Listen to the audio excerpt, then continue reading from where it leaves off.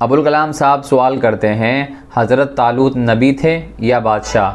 سورہ بقرہ میں دوسرے پارے میں اخیر پاؤ میں دو شخصیات کا تذکرہ ملتا ہے، ایک کا نام ہے طالوت اور دوسری شخصیت کا نام ہے جالوت۔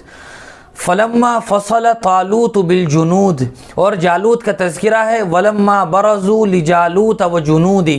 جالوت ایک ظالم و خونخوار بادشاہ تھا جس نے مسلمانوں کی زمین اور علاقے پر قبضہ کیا ہوا تھا۔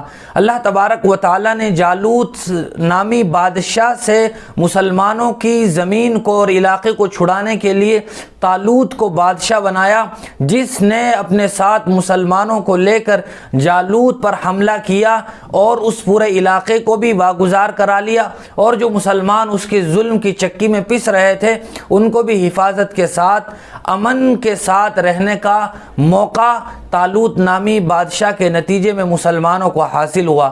لہذا معلوم ہوا کہ طالوت یہ ایک نیک دل بادشاہ بنی اسرائیل میں گزرے ہیں۔